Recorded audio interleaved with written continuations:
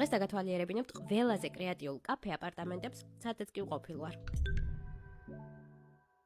ეს არის საიგონის ერთ-ერთი ყველაზე პოპულარული ადგილი, კაფე აპარტამენტები. თუ გაინტერესებს როგორ გამოიყურება შიგნიდან, წამოდი ერთად ნახოთ. აი ჩვენთან რომ ფაბრიკაა, დაახლოებით იმ სტილის არის. ეს არის 9 სართულიანი საცხოვრებელი კორპუსი, რომელიც 1960-იან წლებში აშენდა. აი აქ ცოტა მეშინო და სად მივდიოდი არ ვიცოდი.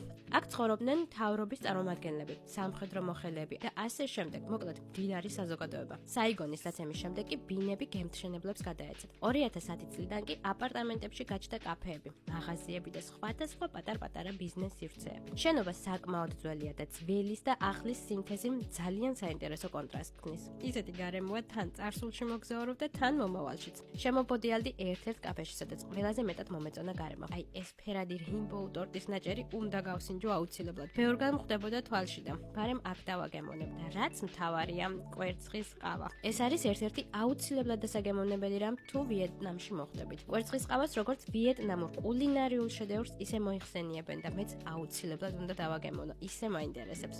ძალიან ფუმფულობაა. ცოტა კი მეშინია მისი გასინჯვის სახელი დიდად გემრიელი არ აქვს. მაგრამ ნახოთ. კი, ეს თქვენც უნდა გასინჯოთ. აი გოგლი-მოგლი თუ გიყვარდათ ბავშვობაში, ზუსტად მაგის გემო აქვს. უგემრიელესია. და ეს ფერადობა ნახეთ.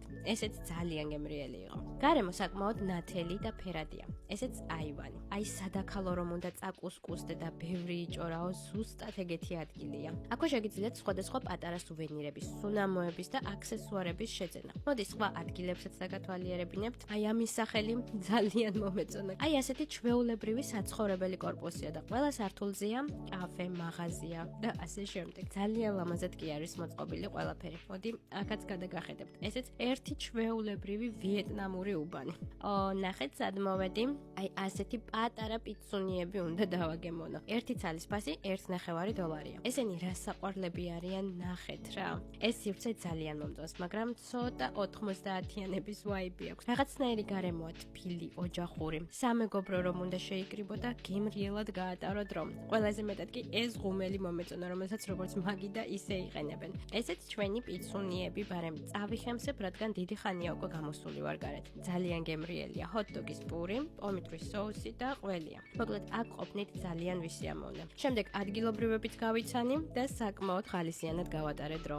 ამასობაში კი დაღამებულა და ქვემოთ კონცერტიც დაწყებულა. უამრავი ხალხია და ძალიან ბევრი სიფერადე და სიმხიარულე. დიდხანს არ გავჩერდი და სახლისკენ მომავალ გზაზე, აი ასეთ კუნძულზე აღმოჩნდი, სადაც უამრავი ხალხი იყო შეკრებილი. ზოგადად დღის განმავლობაში ძალიან ცხელოდა და ქალაქში ჰაერი არ იყო, თუმცა აქ რაღაცნაირად